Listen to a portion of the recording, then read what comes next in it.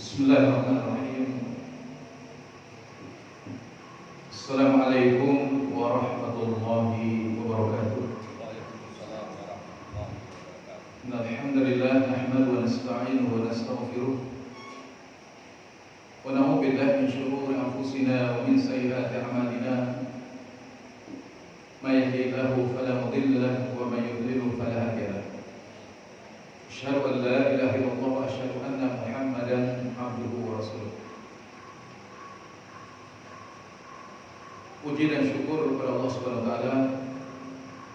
Allah masih memberikan kesempatan pada kita untuk hidup dan untuk mempersiapkan diri dalam rangka menghadapi kehidupan kita yang sebenarnya, yaitu kehidupan negeri akhirat.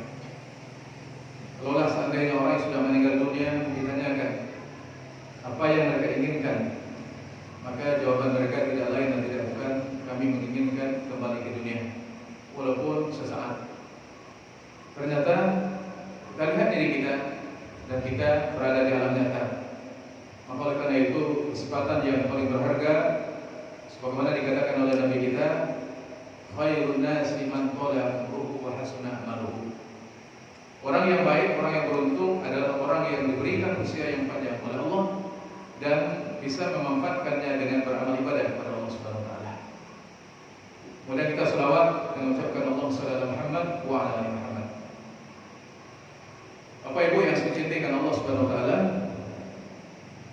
kalau tidak salah kajian kita pada minggu yang lalu itu pembahasan tentang mau diingatkan yaitu menyembelih untuk selain Allah. Mau diingatkan yang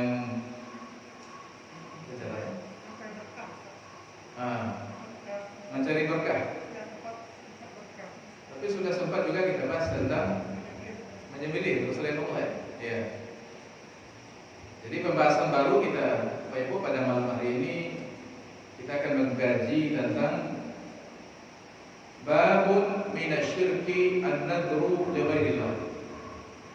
Bab pembahasan termasuk hukumnya syirik, yaitu orang yang bernazar untuk selain Allah. Dihukum bernazar untuk selain Allah. Sebagaimana yang kita ketahui, nazar itu orang mengatakan kalau sehat anak saya bernazar menyembelih seekor kambing. Mau bernazar ingin misalnya mengundang anak yatim ke rumah, memberikan makan dan seterusnya. Ini bernazar. Dan nazar sebagaimana yang kita ketahui, nazar ada dua macam. Ada yang nazar mutlak. Nazar mutlak yaitu kita bernazar tanpa ada mengkaitkan dengan apa-apa. Yang penting bernazar, saya bernazar akan berinfak ke masjid.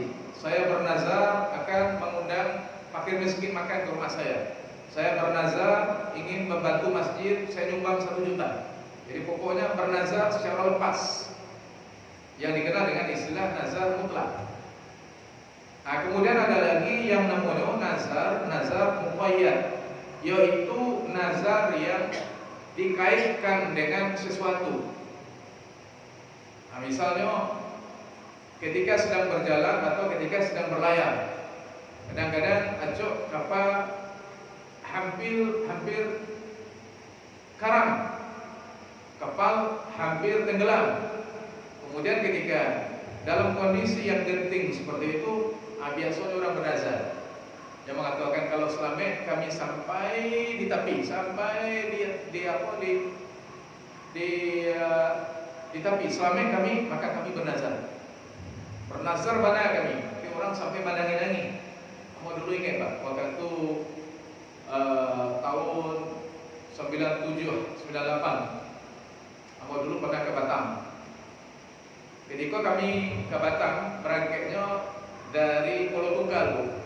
Dari Pulau Tunggal. Biasanya ombak di sana besar. Jadi sampai kita di tengah kapal, kemudian kapal itu karena ombaknya besar, kapal hampir tenggelam. Kemudian orang-orang yang ada di dalam kapal itu berteriak. Kalau yang orang Islam yang mengatakan Allahu Akbar. Kemudian orang-orang Cina itu memaki-maki saja. Berteriak, teriak tidak jelek.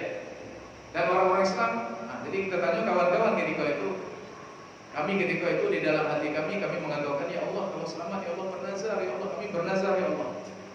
Jadi bernazar ketika dalam keadaan genting seperti itu. Dalam kondisi genting seperti itu boleh orang bernazar. Jadi bernazar lah orang, kemudian dia mengatakan, kamu kalau selamat sampai ke tapi beko, kamu berniat ingin berinfak 5 juta, 10 juta misalnya seperti itu. Atau ketika anak kita sakit misalnya, ketika anak kita sakit, kemudian kita mengatakan, yang mana ketika sakit yang sangat parah, sangat genting sekali, hampir-hampir nyawanya hampir lepas, sudah tidak ada lagi harapan. Maka ketika itu kadang-kadang kita mengatakan ya Allah, saya minta tolong pada Engkau ya Allah, kalau seandainya selamat sehat anak saya, sehat orang tua saya, sehat operasi orang tua saya ini, selamat operasinya, maka aku bernazar ya Allah. Jadi bernazar yang dikaitkan dengan suatu kejadian tertentu. Ini disebut dengan nazar yang muqayyad, nazar yang terkait dengan sebab tertentu. Jadi ada 2 macam nazar ini. Kemudian kita lihat Bapak Ibu, nazar ini ada lagi macam-macamnya. Ada yang nazar yang diniatkan untuk Allah, dan ada juga nazar yang diniatkan untuk selain Allah. Jadi pada dasarnya nazar itu adalah merupakan ibadah. Nazar adalah merupakan ibadah. Di dalam surat Al-Insan ayat yang ke-7, kata Allah mengatakan yufuna bin nadri wa yakhafuna yawman kana syarruhu mustatira.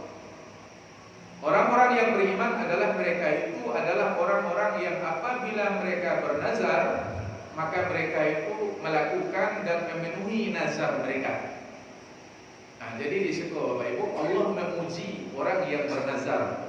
Berarti menunjukkan kepada kita nazar itu adalah merupakan ibadah karena dipuji oleh Allah Subhanahu wa taala. Jadi nazar itu ibadah, Bu. Dan rumus atau kaidahnya itu adalah kita mengatakan iyyaka na'budu. Ya Allah, hanya Engkaulah, kepada Engkaulah kami menyembah. Jadi kalau begitu ibadah itu adalah merupakan haknya Allah Subhanahu wa taala. Jadi nazar itu adalah ibadah. Jadi nazar itu tidak boleh diberikan untuk kepada selain Allah. Ini nazar pertama Bapak. Jadi ada nazar yang ibadah. Jadi nazar yang ibadah. Nazar yang ibadah ini hanya boleh diberikan untuk Allah. Kalau seandainya nazar ini diberikan untuk selain Allah, apa contohnya Bu? Pak Ibu, misalnya yang paling nampak, yang paling kentara itu orang bernazar untuk selain Allah itu misalnya orang sampai ke dukun. Tapi kalau bahasa ngajo orang bernazar secara sengaja, orang itu jarang bernazar untuk selain Allah. Tapi biasanya misalnya ada orang sakit, anaknya sakit. Apakah sakit kata orang itu misalnya terkena gangguan jin? Biasanya seperti itu. Misalnya sampai gila orang itu. Kemudian lehernya, kadang-kadang lehernya sampai bengkok belakang, Pak. Lihatnya bengkok belakang. Kemudian lidah kadang-kadang menjulur, lidah panjang. Keluar lidahnya panjang, kemudian tidak bisa mengacit, misalnya seperti itu. Biasanya orang kalau menjumpai penyakit yang seperti itu, kemudian orang mengatakan penyakit dan sebuah pokok tidak penyakit medis, tidak bisa dibawa ke rumah sakit. Itu baca caranya, itu di sini itu orang, ada orang nan pandai mobil.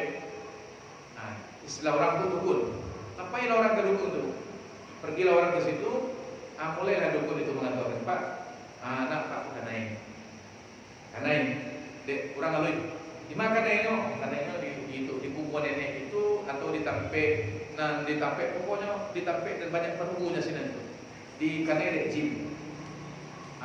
Karena kenapa penyakitnya seperti itu? Kalau yang namanya dunia perdukunan itu pasti mengatakan, Bapak, Bu, harus kalau ingin sembuh maka harus menyembelih. Harus menyembelih. Bernazarlah Bapak, biar Bapak ini anak Bapak sembuh maka bernazarlah. Jadi dukun itu menggiring orang untuk bernazar. Maka bernazar orang. Kemudian orang dukun itu mengatakan bernazarlah untuk apa? Untuk penghuni kubur itu. Ini bernazar untuk selain Allah. Kemudian orang itu bernazar juga. Kamu bernazar kalau anak mau sehat, kamu menyembelih ayam. Dari sembelih ayam maka 2 kali nak jual sehat jual. Sampai dah 2 bulan nak sehat jual. Kemudian pailo kali nan ketiga ke dukun itu. Kecil dukun itu mengatakan, Pak, Bapak, lelah saya anak Pak, alun lelah. Oh iya nampaknya patang itu kan apa lah menyembelih nan bakar kilo. Kalau ini kok nampaknya alun sehat jo, kok coba nan bakar biampe. Pakai biampe aja. Itu baru, ayo Pak harus menyembelih kambing. Akhirnya dibalilah kambing. Dan Bapak bernazar menyembelih kambing. Insyaallah sehat saja. Jadi dukun itu menggiring orang untuk bernazar kepada selain Allah. Jadi bernazar itu diniatkan nazarnya untuk jin, untuk penunggu, untuk makhluk halus yang ada di situ. Ini di antara contoh orang yang bernazar untuk selain Allah. Untuk selain Allah. Jangan karena seandainya kalau bernazar itu mudah aja, Bu. Bernazar itu hanya untuk Allah saja. Saya bernazar kalau anak saya sehat, saya bernazar untuk Allah. Itu. Ini tidak.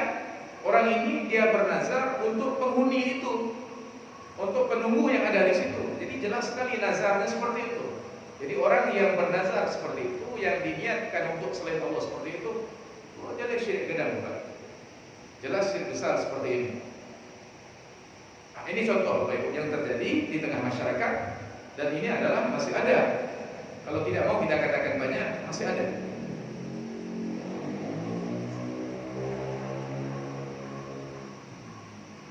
Di dalam hadis Nabi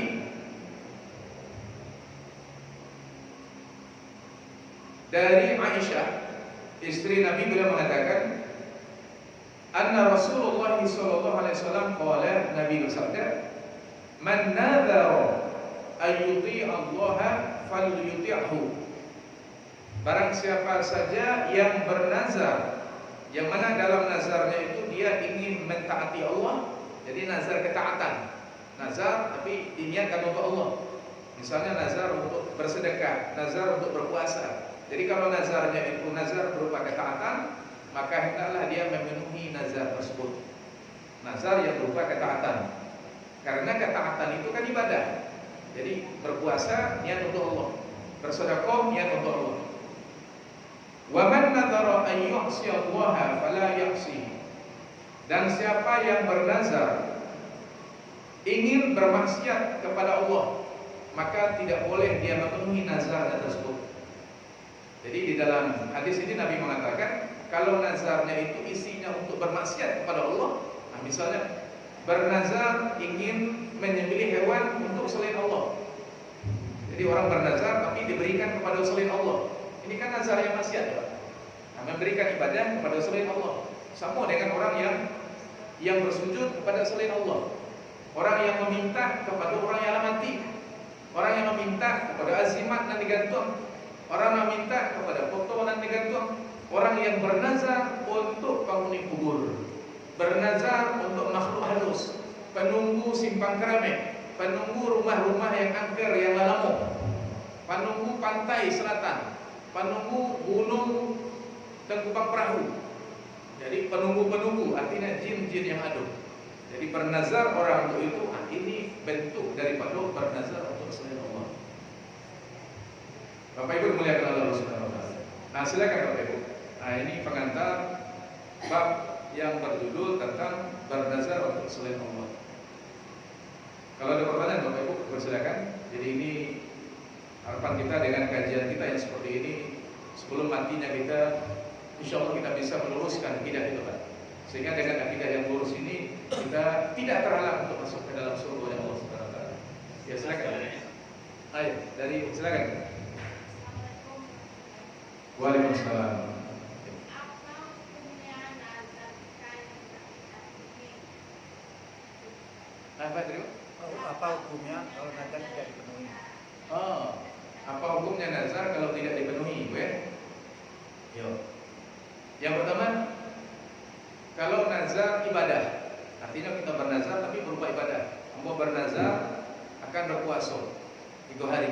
Mau bernazar akan berinfak. Nah, kalau nazarnya mana baik-baik, wajib dipenuhi. Nah, kalau seandainya tidak dipenuhi, maka kita terkena denda nazar. Jadi denda nazar itu sama dengan denda sumpah. Dendanya itu adalah yang pertama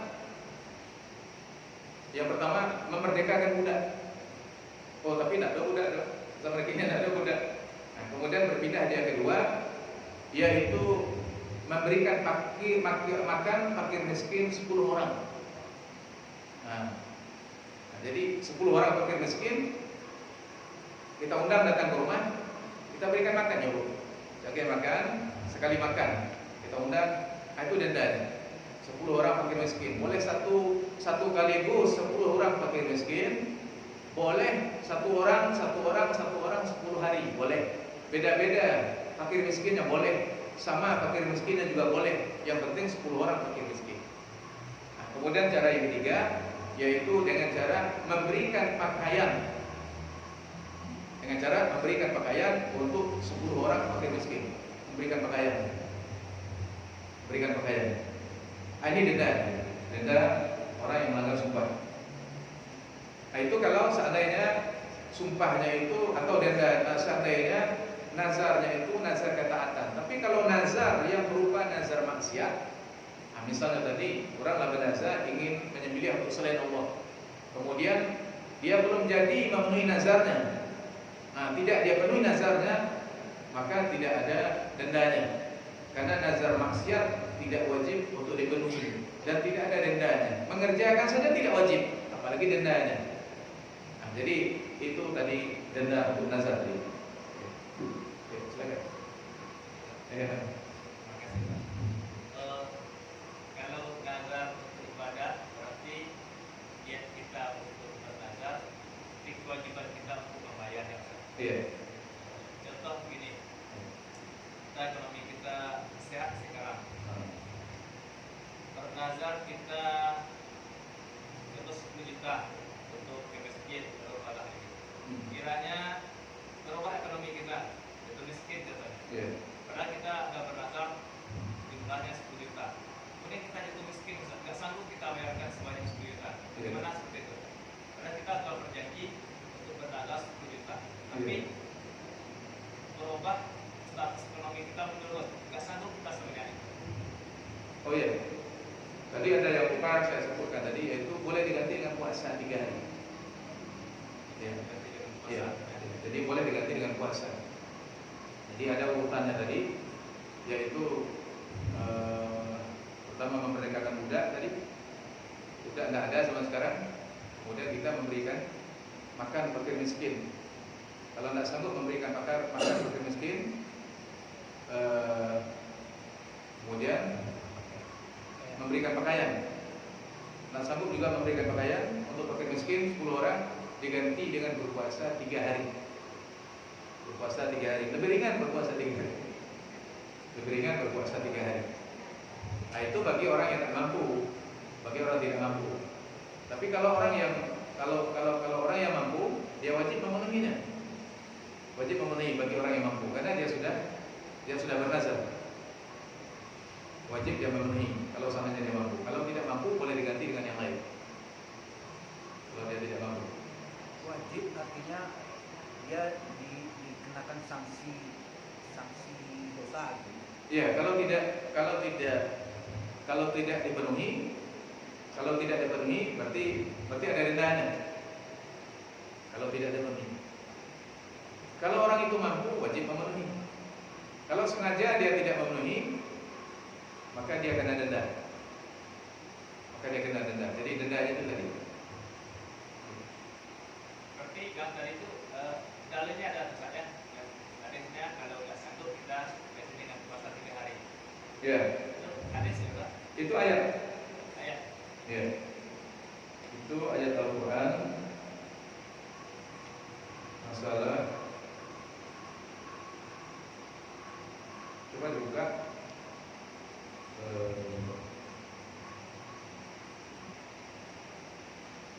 ini masalah nazar.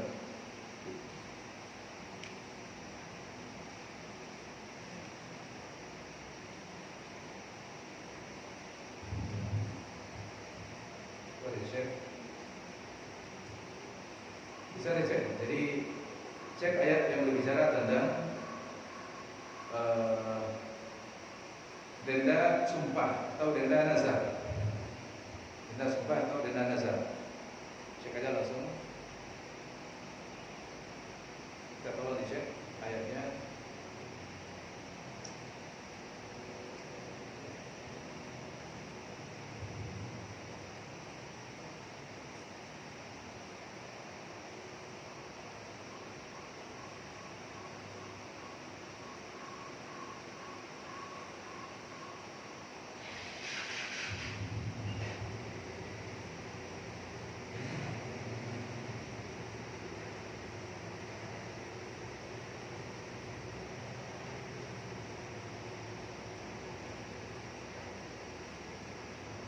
Ya.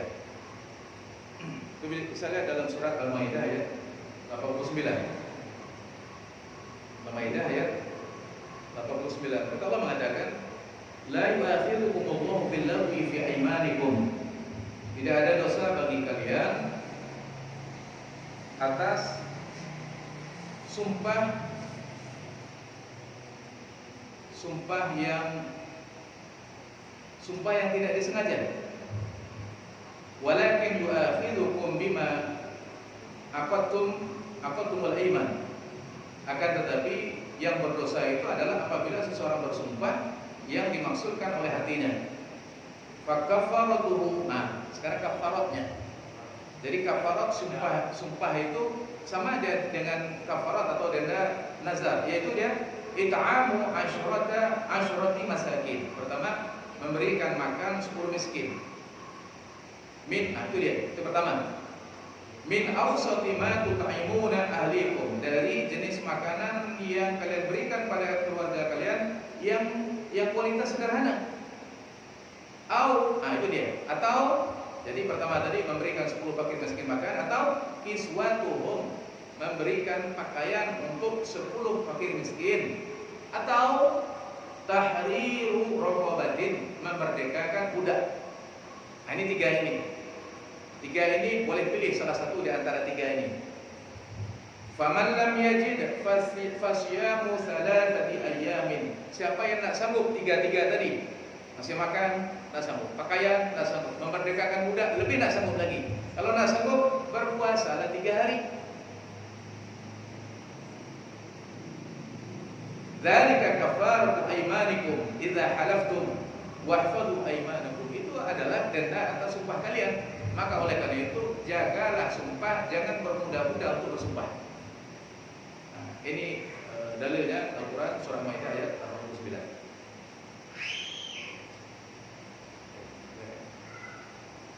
Ya, silakan.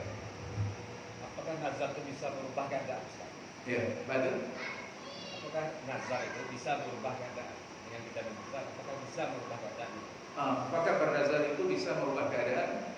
Nazar sebenarnya itu adalah doa. Hakikatnya itu adalah kita mengatakan kepada Allah, ya Allah, seandainya anak saya sehat, seandainya anak saya lulus. Jadi sebenarnya dengan nazar itu adalah berharap kepada Allah sebenarnya. Harapan kepada Allah. Jadi apakah itu bisa merubah keadaan? Insya Allah itu bisa merubah keadaan. Sama dengan doa. Doa juga seperti itu. Apakah doa itu bisa merubah takdir? Bisa merubah keadaan? Bisa. Karena keadaan itu akan ada dua. Takdir itu ada dua. Ada takdir yang namanya takdir mu'allaq, yaitu takdir yang tergantung kepada usaha manusia. Misal, kita sekarang lapar. Kita ingin bagaimana tidak lapar? Dengan cara kenyang, dengan cara makan. Jadi kita lapar agar kita kenyang, berarti kita sendiri yang mengerjakan makan. biar kita tidak lapar. Nah, mungkin orang mengatakan saya lapar, ini adalah takdir Allah. Tapi kita kan diperintahkan untuk makan. Dengan makan maka hilanglah lapar. Maka makan ini yang menghilangkan takdir. Berarti makan ini adalah takdir. Kemudian kita bisa rubah biar hilang takdir kenyang ini, maka caranya dengan lapar. Jadi ada takdir yang bisa dirubah. Anak kita sakit, kita bawa ke rumah sakit, berubah takdirnya menjadi sehat. Orang bujang belum menikah, kemudian dia berusaha untuk cari istri, menikah dia sendiri yang merubah takdirnya. Maka Allah mengatakan, Inna Allah la yughayyiru ma biqaumin hatta yughayyiru ma bi anfusihim. Allah tidak akan merubah suatu kondisi, keadaan, takdir seseorang atau kelompok orang sampai orang itu sendiri yang merubahnya. Jadi ada takdir yang bisa dirubah, yaitu dengan cara salah satunya dengan cara usaha dan doa. Dan juga nazar itu salah satu yang bisa merubah takdir. Jadi keadaan bisa dirubah. Kenapa? Karena kalau seandainya nazar itu tidak bisa dia merubah takdir, maka nazar itu tidak akan disyariatkan oleh Allah Subhanahu wa taala. Ketika dia disyariatkan, menunjukkan hikmahnya itu ada, yaitu dia bisa merubah takdir seseorang, bisa merubah keadaan seseorang. Yaitu keadaan yang bisa dirubah. Nah, sedangkan keadaan yang memang jelas-jelas tidak bisa dirubah, laki-laki tetap laki-laki. Tetap laki-laki, tidak bisa dirubah. Kita orang Indonesia, tetap orang Indonesia, tidak akan dirubah. Kita manusia, bukan nabi, tetap menjadi manusia dan tidak akan bisa menjadi nabi. Jadi ada hal-hal tertentu yang memang bisa dirubah karena nazar itu ada. Itu menurut kesepakatan para ulama. Jadi karena nazar itu disyariatkan seperti itu, jelas dia bisa merubah keadaan. Ya, misalkan Termasuk dengan rezeki kita, Ustaz.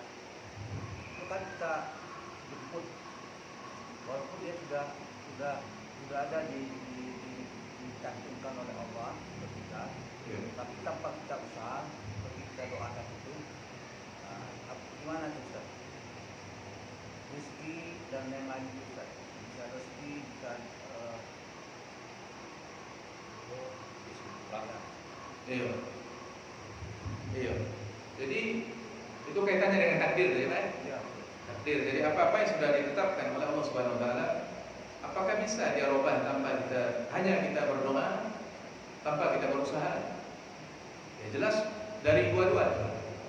Kita diperintahkan untuk berdoa dan juga kita diperintahkan untuk berusaha. Itulah yang disebut dengan tawakal.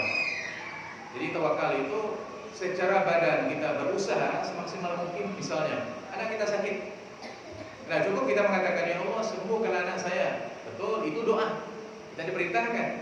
Tapi doa itu sendiri kan tidak cukup. Maka kita diperintahkan untuk bawa anak kita pakai mobil, pakai ambulan, pakai BPJS, bawa dia ke rumah sakit. Bawa dia ke rumah sakit. Kemudian itu kan usaha kita. Setelah kita berusaha itu, kita serahkan pada Allah, ya Allah, saya sudah mengusahakan, ya Allah, saya serahkan ini kesembuhan pada Engkau, tolong sembuhkan anak saya. Nah, barulah setelah itu Allah yang menentukan takdirnya setelah kita mengusahakan. Jadi memang Nabi mengatakan ihris ala ma yanfa'uka wa la ta'jaz. Janganlah, hendaklah kalian bersemangat untuk melakukan apa-apa yang terbaik, yang bermanfaat. Jadi semua yang namanya yang terbaik, ingin sehat kita lakukan, kata Rasul mengatakan. Ingin menjadi orang yang berilmu, lakukan untuk ilmu. Ingin menjadi orang yang sukses, lakukan usaha. Ingin menjadi orang yang masuk surga, usahakan untuk masuk surga. Jadi Nabi memerintahkan umatnya untuk melakukan usaha, melakukan yang terbaik. Jadi terus berusaha. Jadi konsepnya kalau begitu dalam Islam itu tidak ada istilah orang itu malas, tidak mau berusaha. Nah, jadi kalau doa itu satu sisi memang kita berdoa kepada Allah, tapi selain daripada kita berdoa, kita berusaha. Jadi kalau ada orang, ini makna daripada iyyaka na'budu wa iyyaka nasta'in. Saya lihat sekolah. Iyyaka na'budu, ya Allah, Engkaulah yang kami sembah. Nah, berarti ibadahnya Pak, ibadahnya doa. Ibadahnya doa. Jadi iyyaka na'budu, pada Engkaulah kami menyembah. Wa iyyaka nasta'in, dan kepada Engkaulah kami minta tolong. Minta tolong. Nah, jadi menyembahnya dalam bentuk doa, kemudian usahanya itu tadi, itu bentuk kita minta tolong kepada Allah Subhanahu wa taala. Jadi kita minta tolong kepada Allah Subhanahu wa taala. Makanya dengan cara kita Jadi kadang-kadang ada orang yang hanya minta saja kepada Allah, tapi dia tidak pernah beribadah kepada Allah. Kalau tawakal kan dua, Pak. Pertama minta kepada Allah, ya Allah tolonglah, minta kesehatan, minta kepada Allah. Nah, di samping kita minta juga kita beribadah kepada Allah. Kita beribadah. Ustaz, apa kaitannya dengan yang telah di Rezeki yang sudah ditakdirkan 50.000 tahun sebelum langit dan bumi diciptakan. Iya. Yang pertama, takdir itu ada takdir macam-macam. Pertama ada namanya takdir umri. Yang pertama macam-macam takdir. Ada takdir yang sudah dicatatkan oleh Allah. Nabi mengatakan, Innallaha kataba maqadirul khalqi qabla an yakhluqa as-samawati wal ardi bi 50,000 sanah. Atau Allah telah mencatat takdir yang akan berlaku pada makhluknya di langit, di bumi, yang akan terjadi. Apa saja yang akan terjadi, kita mati, kita sehat, kita mengaji, begini Pak, terjadi gempa bumi, pokok apa saja yang terjadi sudah dicatat oleh Allah 50.000 tahun sebelum langit dan bumi diciptakan. Jadi langit dan bumi diciptakan 50.000 tahun sebelumnya. Itu apa yang akan terjadi pada setiap diri kita, sampai sedetil-detilnya apa saja yang akan terjadi sudah tercatat di Lauhul Mahfuz. Yang mencatat itu adalah pena. Maka Allah mengatakan, indama khalaqal awwalul khalqi al-awwalul makhluqi khalaqallah al-qalam. Makhluk yang pertama yang diciptakan oleh Allah adalah pena. Nah, maka ada dalam Al-Quran surah yang namanya surah Al-Qalam. Nun wal qalami wa ma yasrun. Allah mengatakan nun, demi pena dan apa yang dia catat. Nah, jadi pena itu pena pencatat takdir. Nah, kemudian Allah mengatakan kepada pena, catat wahai pena. Pena diajak berbicara pada Allah. Kemudian Allah, pena mengatakan, ya Allah apa yang harus saya catat? Uktub ma sayakunu ila yaumil qiyamah. Catat wahai pena seluruh apa yang akan terjadi sampai hari kiamat. Kemudian pena itu mencatat. Nah, ini takdir, Pak. Ini takdir yang dicatat oleh Allah 50.000 tahun sebelum langit dan bumi diciptakan. Kemudian takdir ini bisa berubah. Jadi nanti ada takdir yang umur, sepanjang umur. Takdir yang sepanjang umur, yaitu sebagaimana dalam hadis riwayat Muslim, Nabi mengatakan ketika seseorang berada di dalam rahim orang tuanya, yaitu berumur 4 bulan 10 hari, maka Allah memutuskan malaikat kepada rahim tersebut dengan meniupkan 3 hal. Dengan diutus dengan 3 hal. Pertama, ditiupkan ruhnya. Ketika ditiupkan ruhnya tersebut, maka malaikat itu menetapkan rezekinya, umurnya, nasibnya, bahagiakah atau menderita. Jadi 3 ini. Nah, takdir ini yaitu takdir yang ditetapkan oleh Allah. Ini takdir yang berlaku untuk sepanjang umur. Nah, kemudian takdir ini setiap tahunnya akan diperbaharui, yaitu pada malam Lailatul Qadar, malam Qadar, malam Lailatul Qadar. Sehingga ketika 10 hari terakhir, malaikat pada malam Lailatul Qadar itu sibuk dari maghrib sampai subuh, sibuk, yaitu mencatat apa yang akan terjadi untuk masing-masing diri kita 1 tahun yang akan datang. Nah, jadi di dalam perut orang tua kita takdir untuk sepanjang umur, kemudian setiap tahunnya itu takdir tahunan, kemudian nanti ada lagi takdir yang sifatnya itu yang tahunan tadi. Takdir yang tahunan tadi. Kemudian takdir yang tahunan tadi dia akan bisa berubah setiap harinya. Dia bisa berubah setiap harinya. Berubahnya setiap harinya itu adalah yaitu tergantung daripada usaha kita masing-masing. Jadi bukan berarti takdir yang sudah dicatat itu tidak akan berubah. Ada yang bisa berubah, yaitu untuk takdir yang jelas-jelas bisa berubah, yang merubahnya itu sesuai dengan usaha kita. Sesuai dengan usaha kita. Janji kampanye itu musnahkan. Gimana? Yang lain? Janji kampanye pakai itu musnahkan. Soalnya kan kalau banyak di kampanye dari kota atau sampai presiden itu isinya tuh janji-janji sumpah-sumpah yang baik dan apa juga punya kalau janji kampanye tersebut tidak terrealisasi. Kampanye itu bukan nazar. Kampanye itu janji caleg.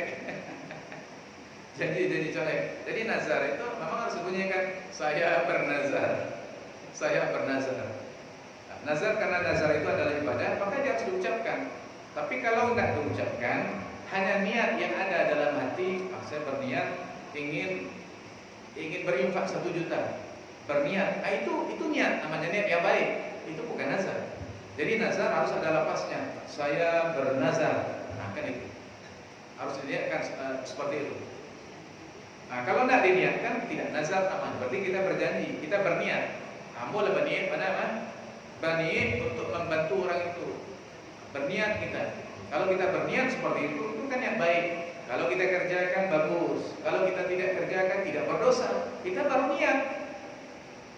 Beda pula dengan nazar. Kalau nazar itu memang janji kita pada Allah, ya Allah saya bernazar, kalau saya punya uang saya akan bantu tetangga saya itu. Nah, itu baru nazar. Wajib kita penuhi.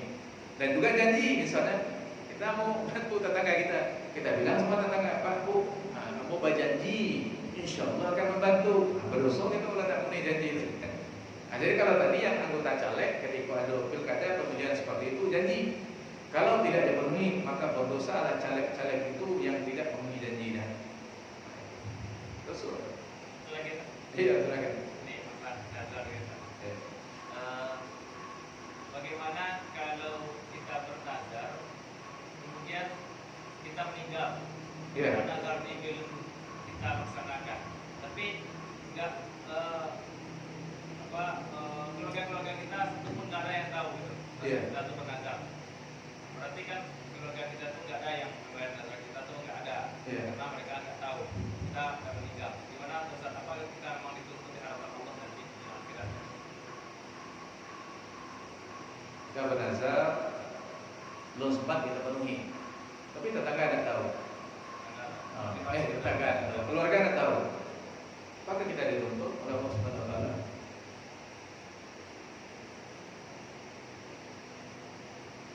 Ya sebenarnya itu kalau kita bernazar yang seperti itu harus kita laporkan sama keluarga kita. Maka Allah mengatakan, misalnya ufu bil uqud. Ya walladzina amanu ufu bil uqud. Wahai orang beriman, hendaklah kalian memenuhi akad kalian. Nazar ini adalah merupakan akad kita kepada Allah Subhanahu Wa Taala. Kemudian dalam masalah dain, ya walladzina amanu idza tadayantum faktubuha ila ajalin musamma. Wahai orang beriman, jika kalian bertransaksi utang pinjam meminjam, maka catat. Kemudian kita catat, kemudian catatan itu kita sampaikan pada ahli waris kita. Nah ini, kamu apa loh? Nah, meminjam, datang menjalan binti kawan tuh 10 juta. Tolong beko kok mati ya Pak, tolong dibagi. Nah kan itunya. Nah, jadi sama pula dengan nazar harusnya. Jadi harusnya seperti itu. Jadi terutama kalau apa namanya itu, ya memang hati-hatinya harus seperti itu, berwasiat. Maka orang sebelum mati itu kan berwasiat. Tapi kan kita udah tahu, bila kita mati, sehingga kita tidak menyampaikan nazar itu kepada keluarga kita. Nah itu sudah terlepas daripada kemampuan kita. Kalau kita sudah menyampaikan, sanggup kita untuk menyampaikan. Tapi kalau kita lengah kita menyampaikan, insya Allah itu la yukallifullahu nafsan illa wus'aha. Allah tidak akan mengazab seseorang karena tidak sesuai dengan kemampuannya. Nah, itu kan lah di luar kemampuan kita tuh. Yang setiap yang di luar kemampuan itu kan diampuni oleh Allah Subhanahu Wa Taala.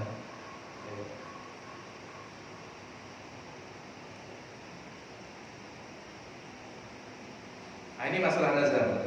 Masalah nazar.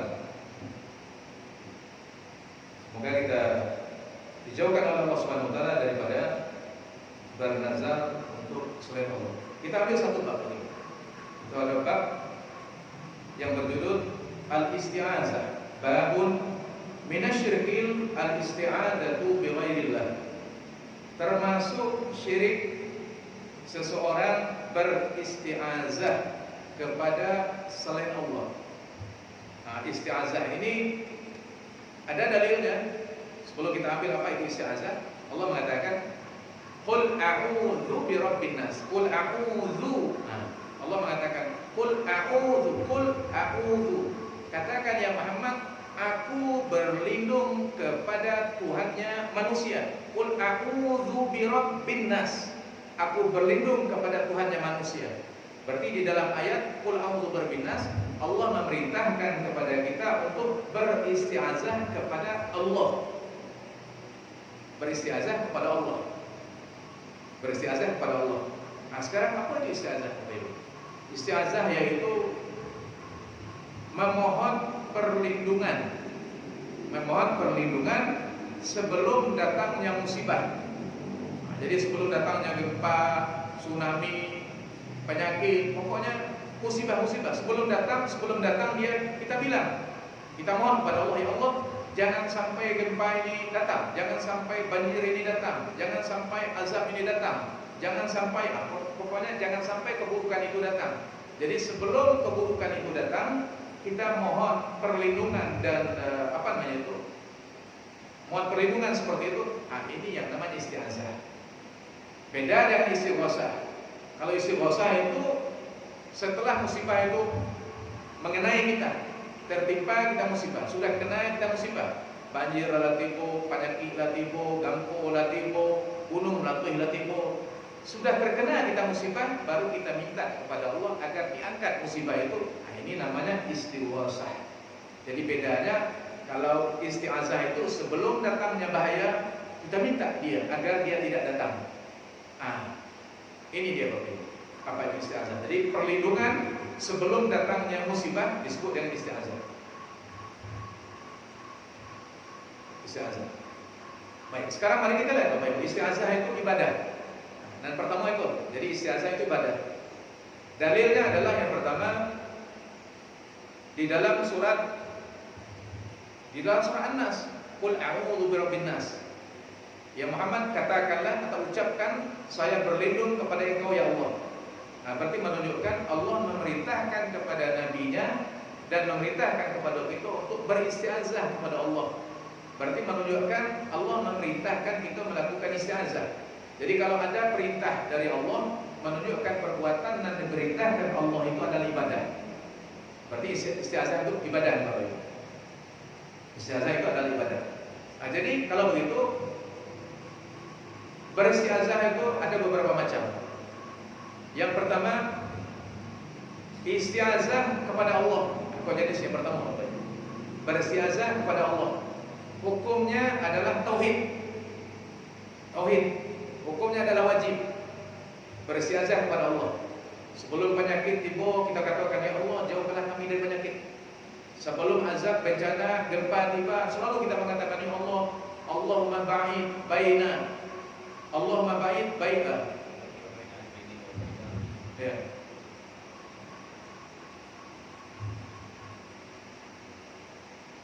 Dalam masalah Allahumma ab'id, dalam masalah ini, dalam masalah apa musibah? Ma dhahara minha wa ma batan. Ya Allah, jauhkanlah kami daripada musibah-musibah, baik yang nampak ataupun yang tidak nampak. Nah, ini pertama, yaitu istiazah, beristiazah kepada Allah. Beristiazah kepada Allah itu minta perlindungan kepada Allah. Hukumnya adalah wajib. Jadi wajib kita meminta perlindungan kepada Allah. Yaitu yang wajib kita minta perlindungan kepada Allah adalah dalam musibah yang tidak bisa dicegah oleh manusia. Musibah yang tidak bisa dicegah oleh makhluk. Nah, misalnya apa musibah yang tidak bisa dicegah oleh makhluk? Misalnya gempa bumi. Sebelum gempa bumi meletus, kita bilang, ya Allah, jauhkanlah kami dari gempa bumi. Nah, kalau musibah, ya, banjir, sebelum banjir datang, kita bilang pada Allah, jauhkanlah kami daripada musibah banjir. Jadi musibah-musibah dan gadang-gadang. Nah, kalau musibah dan ketek, misalnya kebakaran misal. Sebelum kebakaran, nah kemudian kita meletakkan ada pemadam kebakaran. Jadi pemadam kebakaran itu kan apa namanya itu? Apar itu. Nah, pemadam kebakaran itu kan kita meminta tolong, minta perlindungan sebelum datangnya api. Kita sudah mempersiapkan dulu alat itu. racun api namanya. Racun api, Pak. Ya, racun api. Atau kita ada acara pesta, kemudian kita katakan pada polisi, Pak Polisi, kami kok ada acara. Kami ada acara, tolong amankan acara kami. Jangan sampai ada gangguan. Artinya jangan sampai ada bencana. Jangan sampai ada gangguan. Jadi Pak Polisi kita minta untuk mengamankan acara kita. Nah, boleh. Jadi kalau ada musibah yang kecil-kecil yang bisa dicegah oleh makhluk selain Allah, boleh kita meminta perlindungan kepada makhluk. Nah, itu yang pertama. Jadi yang pertama, kalau musibahnya yang besar-besar, hanya boleh kita minta perlindungan kepada Allah saja. Nah, jadi misalnya sebelum terjadinya hujan, terjadi hujan, kita minta kepada Allah, ya Allah, jangan berikan kepada kami hujan yang deras, hujan yang membahayakan. Hujan yang deras, yang keras dan membahayakan. Jadi musibah-musibah yang besar-besar kita minta perlindungannya kepada Allah. Sedangkan kalau musibah yang kecil-kecil yang bisa dibantu oleh manusia, boleh kita minta tolong kepada manusia. Misalnya mengamankan rumah, mengamankan pesta.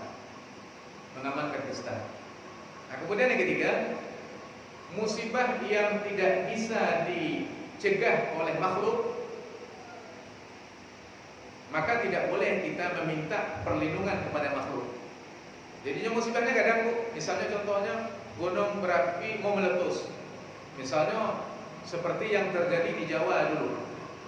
Gunung berapi melatui. Kemudian orang meminta kepada Mbah Marijan. Mbah Marijan itu awal gunung berapi. Orang pergi ke penunggu gunung berapi itu. Kemudian orang mengatakan, ya Mbah Marijan, tolong diusap gunung ini biar gunung ini tidak meletus. Ada di Jawa itu keyakinan seperti itu. Nah, misalnya apa Ibu? Misalnya sebelum hujan turun, orang pergi ke dukun, orang mengatakan, Pak Dukun, tolong tahan hujan. Bagaimana cara Pak Dukun menahan hujan? Jadi hujan yang misalnya hujan dari misalnya hujan lapis misalnya, hujan tidak bisa manusia menahan hujan. Kalau seandainya hujan yang lebat ini diminta kepada manusia untuk menahannya, yang menahan hujan itu hanya Allah saja yang bisa. Yang memberikan hujan hanya Allah saja yang bisa. Jika diminta kepada selain Allah, jatuhlah kepada syirik kedah. Itulah syirik besar. Nah, jadi musibah-musibah yang besar-besar, musibah-musibah yang besar, atau musibah yang tidak bisa dihilangkan oleh manusia atau makhluk, tidak boleh diminta kepada makhluk. Jadi kalau begitu beristiazah atau meminta perlindungan kepada selain Allah. Kalau selain Allah itu tidak bisa mengerjakannya, maka tidak boleh kita minta. Tapi kalau bisa dia kerjakan, boleh kita minta. Semua dengan tadi, PT kita banyak, kita letakkan di bank. Orang bank bisa menjaga uang kita. Kita punya kebun, kemudian kebun kita itu kita letakkan misalnya anjing penjaga kebun, boleh. Karena anjing penjaga kebun, dia bisa menjaga kebun kita.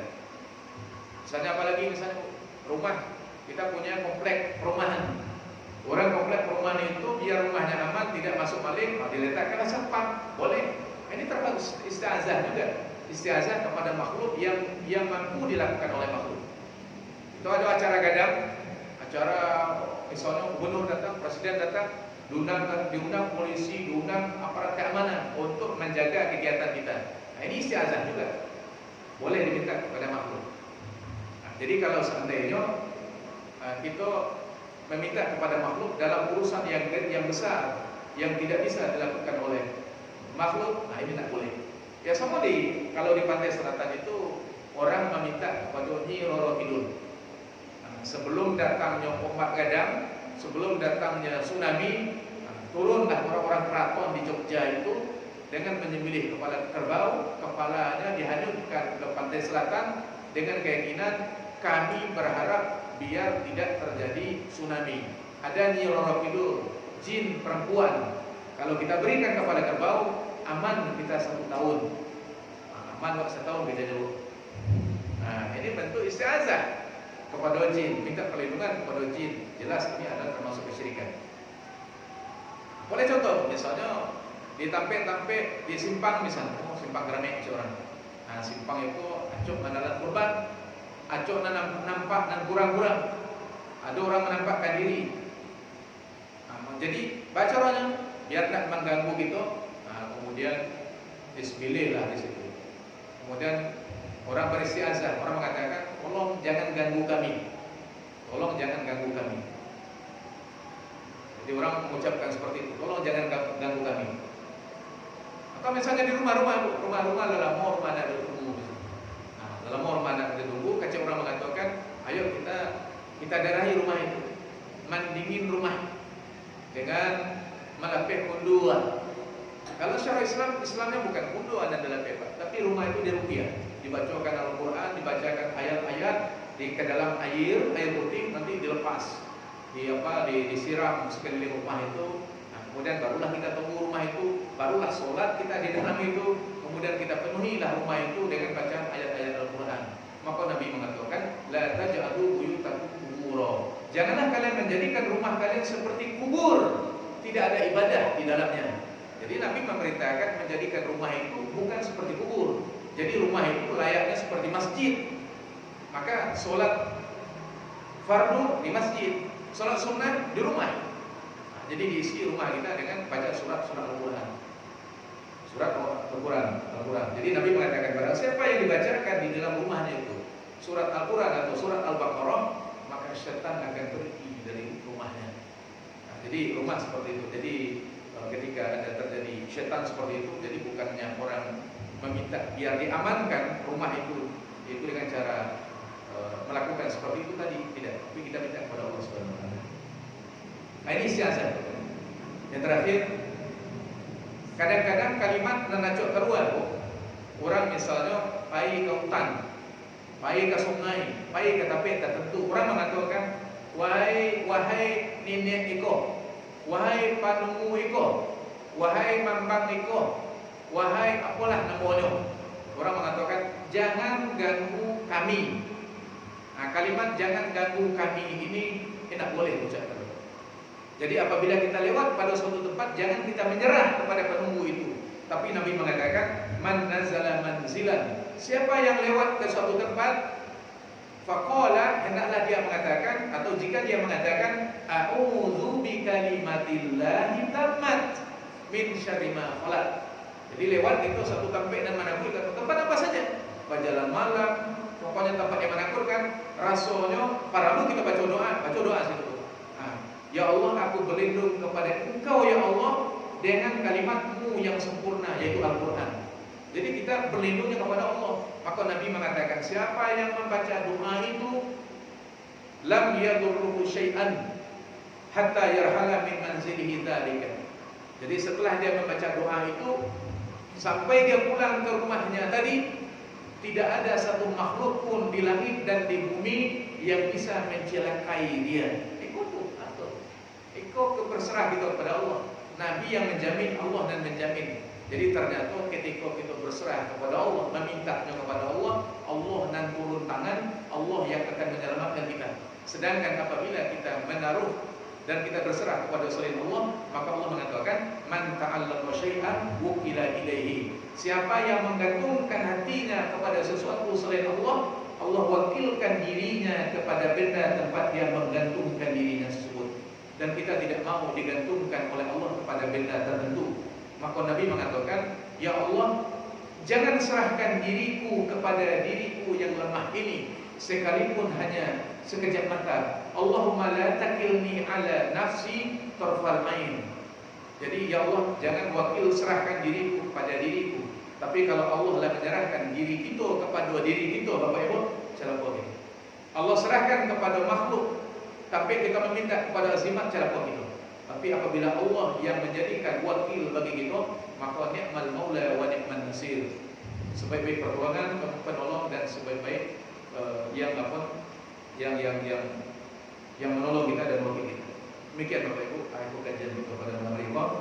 Semoga ini sebagai saksi bagi kita di depan Allah. Kita mengkaji ayat dan hadisnya, kita berusaha untuk meluruskan akidahnya, sehingga kalau kita meninggal dunia dan kita mati, kita sudah meniatkan ingin membersihkan akidah kita.